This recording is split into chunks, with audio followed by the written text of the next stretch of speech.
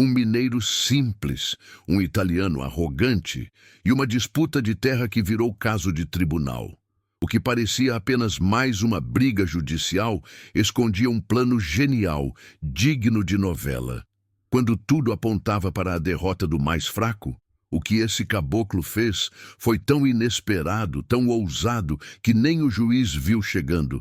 Prepare-se para conhecer a história de Zé Bento, o homem que venceu o sistema sem dinheiro, sem diploma, mas com coragem e inteligência. Porque às vezes, quem parece bobo é quem... Mas sabe onde pisa?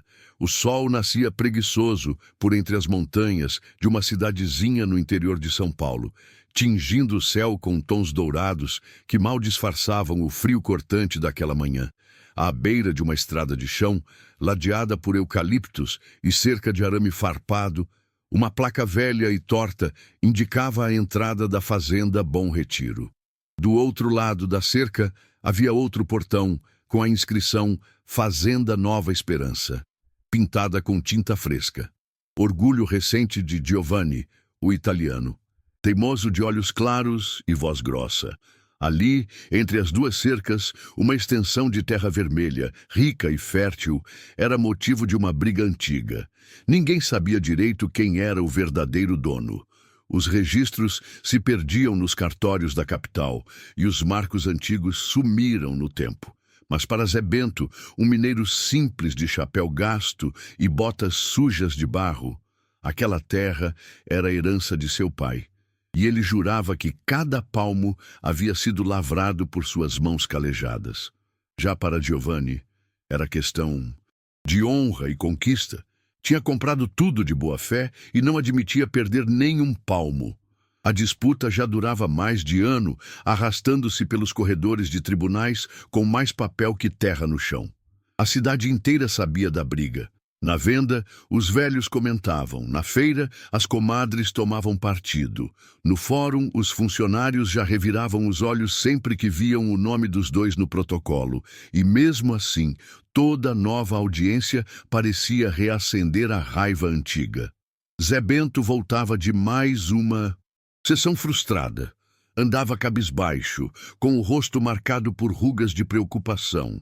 Seus filhos pequenos não entendiam por que o pai passava mais tempo na cidade do que na roça. E a esposa, Maria das Dores, via a comida minguar no armário e o medo crescer nos olhos do marido. Não era só a terra em disputa, era o futuro.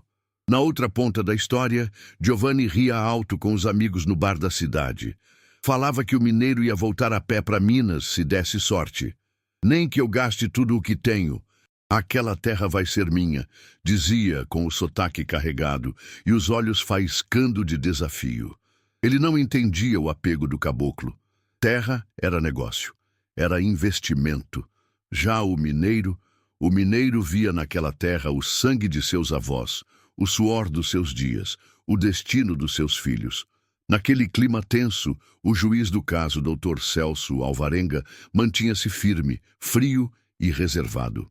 Homem de família tradicional paulista, era conhecido pela rigidez ética e aversão a favores. Nenhum dos dois lados sabia exatamente o que se passava em sua cabeça, mas ambos tremiam à simples ideia do veredito. E assim, o conflito se adensava como nuvem de chuva no céu de agosto. De um lado, um caboclo com a alma sangrando. Do outro, um italiano com o bolso fundo e o peito inflado. E entre eles, um pedaço de terra que valia mais do que qualquer um dos dois podia calcular. Zé Bento amanheceu mais cedo do que de costume, naquela terça-feira cinzenta.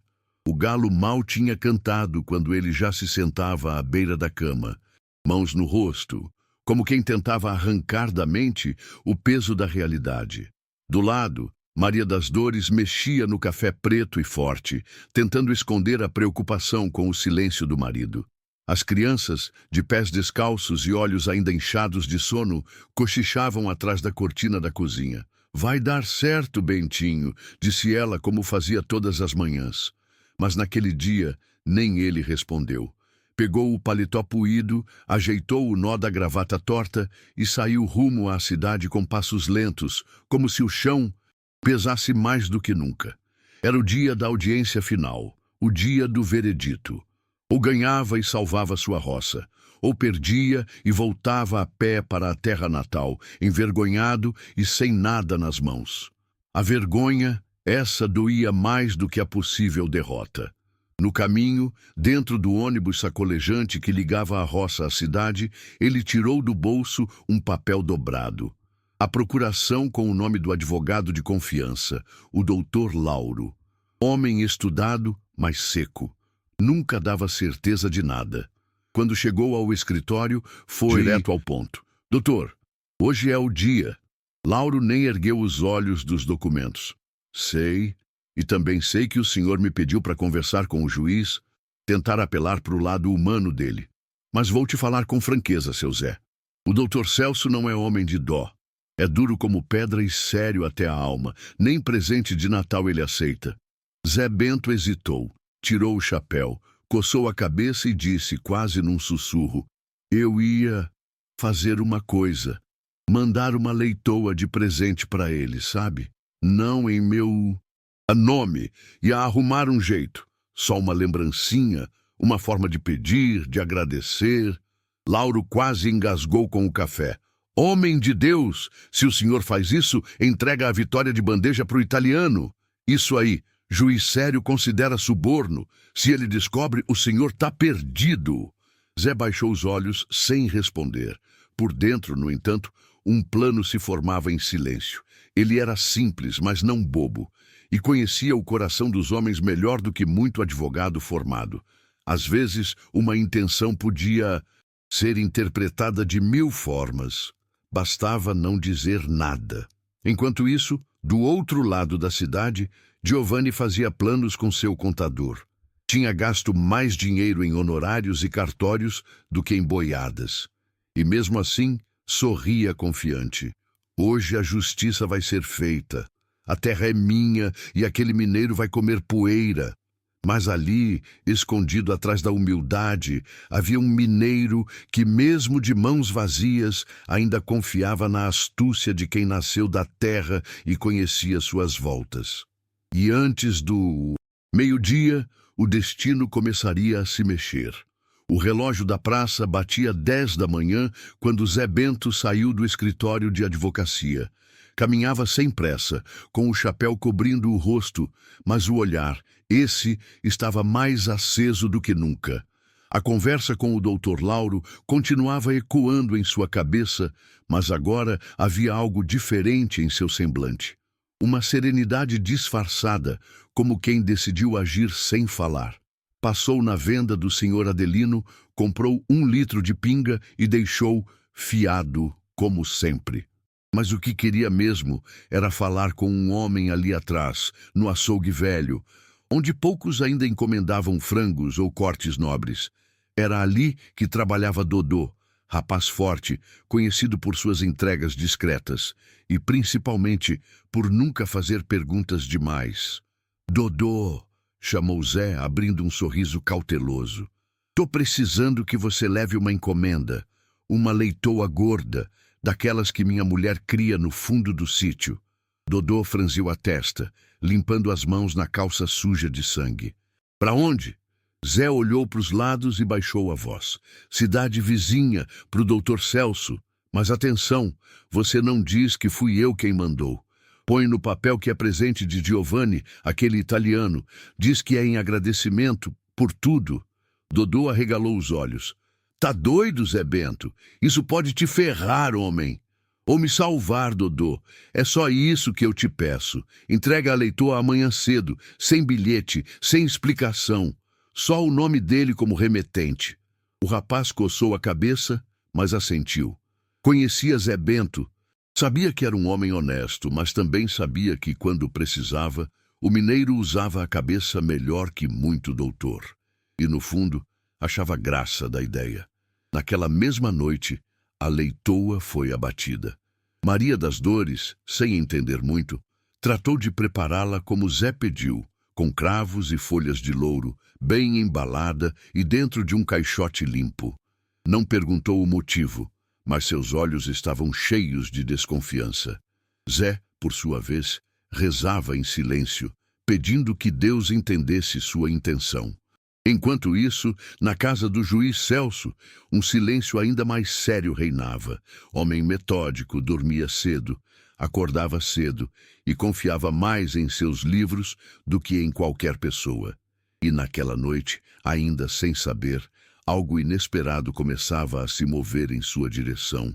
No tribunal, tudo parecia caminhar dentro da normalidade, mas, às margens da lei e do orgulho, um plano simples e perigoso começava a germinar. O dia amanheceu com o céu pesado, como se o tempo adivinhasse que algo incomum estava a acontecer. Na entrada lateral da casa do juiz Celso, no município vizinho, a campainha tocou antes das 8. A funcionária da casa, Dona Ivone, enxugou as mãos no avental e foi atender, sem imaginar o que encontraria ali fora. Era Dodô, com o rosto sério e a barba por fazer. Ao seu lado, sobre o chão de pedra, repousava um caixote de madeira bem fechado. Tinha cheiro forte de tempero e gordura fresca. Ao ver a expressão desconfiada da senhora, o rapaz se apressou. Bom dia. Entrega para o Dr. Celso um presente de Giovanni Bianchi. O italiano? Estranhou ela, franzindo o senho. Dodô assentiu. Tá tudo certo. É só um presente. Ele disse que era gratidão. Nada demais. Dona Ivone, ainda ressabiada, assinou o papel de entrega e fez sinal para que ele deixasse o caixote sobre a mesa da varanda dos fundos. O juiz, como de costume, estava em seu gabinete lendo processos e tomando café preto sem açúcar. Quando soube que havia recebido um presente de Giovanni, desceu, desconfiado. Leitoa? Perguntou arqueando uma das sobrancelhas finas. Enviada pelo Bianchi. Foi o que o rapaz disse, confirmou a empregada. O juiz abriu a caixa. O cheiro era irresistível. A carne, bem temperada, ainda estava morna. Sobre o pacote, uma etiqueta escrita à mão. Com gratidão, Giovanni Bianchi. Celso não era homem de muitos sorrisos, mas algo naquela oferta inesperada lhe tirou do eixo habitual. Um gesto tão típico, tão caipira, tão generoso. Ele não era ingênuo. Sabia que um presente, às vésperas de um julgamento difícil, tinha um peso perigoso. Mas aquilo era diferente. Não havia bilhete, pedido, nem bajulação. Apenas carne suculenta e um nome.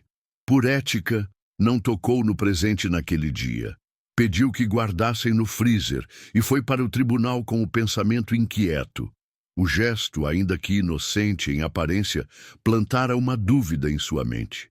Por que Giovanni me enviaria isso agora? Pensava. Ou teria sido mesmo o italiano? No fórum, Giovanni Bianchi caminhava de um lado a outro com impaciência, como quem sabia que algo estava fora do controle.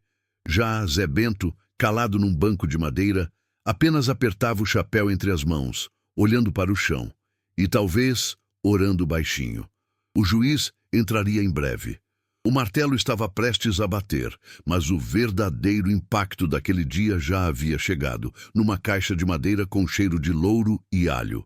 O fórum da cidade parecia respirar em silêncio quando o juiz Celso adentrou a sala de audiência. Trajava seu paletó escuro impecável e seus óculos de aro fino, mas havia algo diferente em seu olhar, uma centelha de reflexão que poucos conseguiam notar. A disputa entre Zé Bento e Giovanni Bianchi se arrastava havia meses. O assunto? Uma porção de terra de divisa mal resolvida que nenhum cartório esclarecia com precisão. Naquele dia, os dois estavam lá. Giovanni elegante, terno alinhado, relógio dourado reluzindo no pulso. Zé Bento simples, camisa de botão surrada, olhar apreensivo e mãos suadas. Ao lado do mineiro, o advogado Dr. Jaime, um jovem recém-formado e sempre nervoso, organizava os papéis com desespero contido. O juiz pediu silêncio e fez a leitura breve dos argumentos finais. Disse que revisara os documentos, escutara os testemunhos, considerara os históricos. E então, com a voz firme como pedra, proferiu: Tendo analisado todos os fatos e levando em consideração os critérios de posse contínua, boa-fé e produtividade da terra, declaro o senhor José Bento como legítimo, detentor da área em disputa. Um burburinho percorreu o salão como um vento inesperado. Giovanni empalideceu. Dr. Jaime arregalou os olhos como se não acreditasse no que ouvira. Zé Bento só conseguiu erguer o rosto e, por um segundo, ver o teto se mover como o céu abrindo. O juiz Celso se retirou rapidamente, sem esperar cumprimentos, mas deixou um ambiente mergulhado em surpresa. Giovanni não disse nada, apenas ajeitou o paletó, apertou os dentes e saiu. O advogado dele vociferava baixinho, inconformado. Zé Bento foi abraçado por Dr. Jaime, que ainda tremia. O mineiro, em silêncio, saiu do tribunal como havia entrado, com o chapéu apertado nas mãos, passos lentos e um peso imenso esvaziado do peito. Lá fora, debaixo de um céu limpo e inesperadamente azul, respirou fundo. Agora sim, posso voltar para casa, pensou. Mas para Dr. Jaime, uma pergunta ainda martelava. Como? Como conseguimos ganhar? Ele não sabia ainda, mas aquele veredito escondia uma reviravolta que logo viria à tona, porque no angu da vitória tinha mesmo mosquito. Dr. Jaime caminhava ao lado de Zé Bento como quem carrega um baralho incompleto. A vitória era evidente, os papéis assinados, a terra garantida, mas a dúvida crescia dentro dele como formiga em doce derramado. No caminho de volta, no banco do velho jipe que Zé Bento usava para ir à cidade, o silêncio entre os dois era espesso. "Ô, seu Zé", começou o advogado, olhando pela janela. "Me diga uma coisa, de homem para homem. O senhor mandou alguma coisa para o juiz?" O mineiro apertou os olhos, fingindo não entender. Depois deu uma risada seca. "Mandar como, doutor?" "Não sei. Uma gratificação, uma lembrancinha. O senhor tinha comentado sobre uma leitoa outro dia." Zé Bento fez que não ouviu. Seguiu dirigindo, desviando de um buraco na estrada como quem desviava da conversa. Mas Dr. Jaime insistiu. "É que o juiz Celso é famoso por ser rígido, frio. Não é homem de se deixar comover. A defesa do italiano era mais forte que a nossa, nos papéis, pelo menos. E o senhor sabe disso." Zé Bento respirou fundo, parou o jipe no acostamento, desligou o motor e se virou para o advogado. "Doutor, eu fiz do meu jeito. Não mandei nada no meu nome. Não paguei propina, nem falei com ninguém. Só confiei que Deus ia me mostrar um jeito. E ele mostrou." Jaime olhou para ele desconfiado, mas não encontrou mentira nos olhos cansados do homem. Ainda assim, sentia que havia algo nas entrelinhas. "O senhor jura?" "Juro." "E a tal leitoa?" Zé Bento sorriu, ajeitando o chapéu. "Tá viva ainda, no chiqueiro." Jaime quis rir, mas ficou calado. No fundo, algo ainda não encaixava. Não era desconfiança contra o caboclo, mas contra o destino. Porque em todos os livros de direito que lera, em nenhum deles estava escrito que justiça se faz com milagre. A dúvida ficou plantada e começaria a brotar logo mais. O burburinho da cidade parecia não cessar. Nas rodas de conversa do mercado, nas filas do açougue, até na beirada da igreja, só se falava de uma coisa. Como é que o Zé Bento tinha vencido a disputa contra o italiano? O juiz Celso era linha dura, nunca se dobrava a ninguém. E agora tinha decidido a favor do mais pobre. Na varanda de casa, Zé Bento observava o terreiro com olhar inquieto. Os meninos brincavam descalços, a mulher lavava roupa no tanque, e o advogado Jaime aparecia no portão com o semblante pesado de quem ainda carregava dúvidas. "Ô Zé, posso entrar?" Zé assentiu com um gesto de cabeça. O advogado sentou-se devagar, tirou o chapéu e foi direto ao ponto. "A conversa ainda está atravessada aqui", disse, apontando para o peito. "Sei que você disse que não mandou leitoa para o juiz, mas tem coisa aí que não me desceu."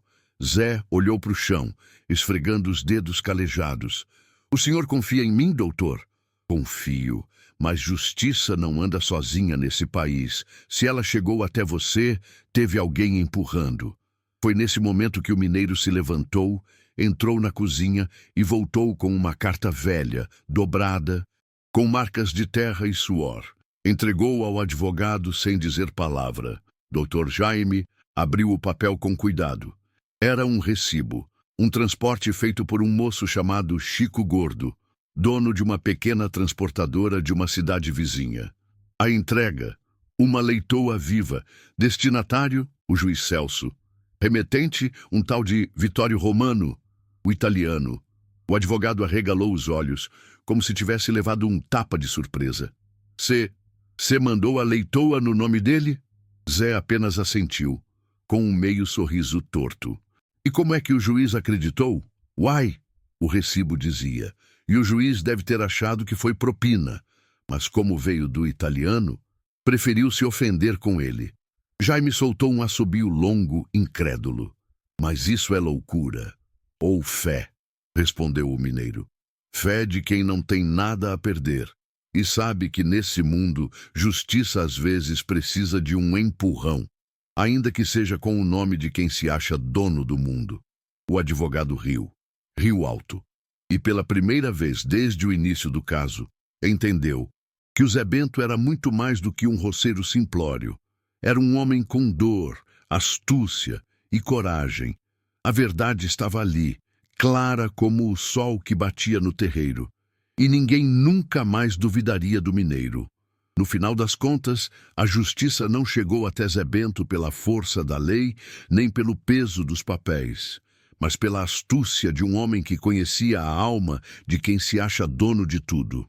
O italiano, que tanto jurou ver o mineiro voltar a pé para Minas, foi quem caiu do cavalo. Não por vingança, mas porque o mundo gira, e quem planta soberba colhe surpresa.